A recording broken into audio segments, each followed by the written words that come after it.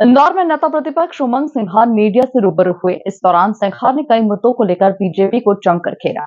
वहीं उन्होंने कहा कि एमपी में खाद्य संकट आने वाला है, लेकिन सरकार कोई नीति नहीं बना रही है। वहीं विजय शाह को लेकर उन्होंने कहा कि जांच के नाम पर विजय शाह को बचाने का अभियान चल रहा है। देखिए खास रिपोर्ट। कैबिनेट मीटिंग के बाद इंदौर के प्रेस क्लब में नेता प्रतिपक्ष उमंग सिंघार ने मीडिया से चर्चा की। उमंग सिंघार ने कहा कि मंत्रियों को आनंद दिलाने के लिए कैबिनेट थी। राजशाही अंदाज में सरकार को खाना परोसा गया। कैबिनेट के नाम पर जनता की गाढ़ी कमाई का पैसा खर्च किया गया। इंदौर में हुई और मैं समझता हूं कि आम जनता के पैसे की गाढ़ी कमाई से चांदी के बर्तनों के अंदर मंत्रियों को खाना खिलाया जा रहा है, और एक तरफ पूरे प्रदेश के अंदर जनता किस प्रकार से छोटा वर्ग, गरीब वर्ग को एक पेंशन के लिए दौड़ना पड़ता, राशन के लिए दौड़ना पड़ता, और ये पैसा आपका, हमारा, जनता का पैसा है। और इंदौर से ऐसी लाखों करोड़ों रुपए का टैक्स आता है। इंदौर की जनता के लिए चाहे कैबिनेट से क्या फ़ायदा हुआ? इंदौर में क्या आप यहाँ का टैक्स कम करेंगे? ये बताएं मुख्यमंत्री जी। इंदौर को नई सौगात के रूप में आप क्या देंगे, ये स्पष्ट आप करें।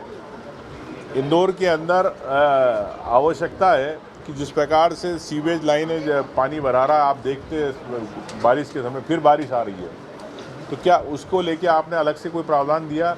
ना बजट में दिया, ना आपने कोई घोषणा की।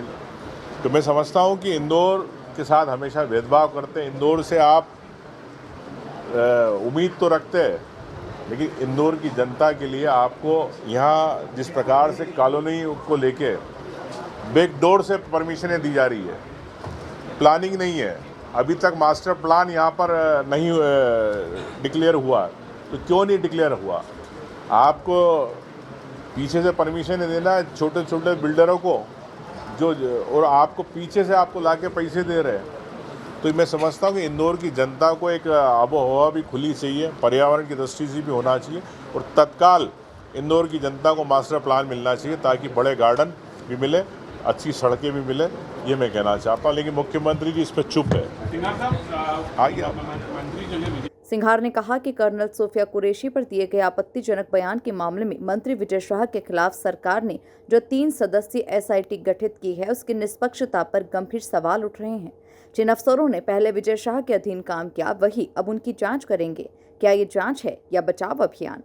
क्या सुप्रीम कोर्ट को रिपोर्ट देने के नाम पर सरकार आंख में चोली खेल रही है, या फिर एसआईटी की निष्पक्षता सिर्फ दिखावा बनकर रह गई है?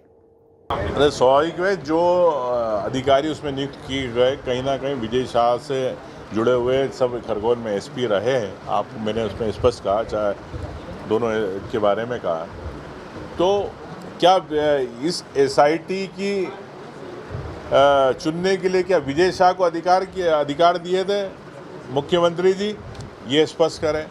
और खुलेआम आप सर्वोच्च न्यायालय का अपमान कर रहे हैं मुख्यमंत्री जी। मैं समझता हूँ कि इस पर स्पष्ट होना चाहिए कि जिसने एसआईटी बनाई है वो विजय शाह को बंद कमरे में बिठा के एसआईटी का गठन किया। इससे न्याय नहीं मिलेगा। ना सेना का अपमान जो किया है विजय शाह ने, ना उसका न्याय मिलेगा, ना महिला के अपमान का न्याय मिलेगा। सीधे सीधे भारतीय जनता पार्टी विजय शाह को बचाना चाहती है।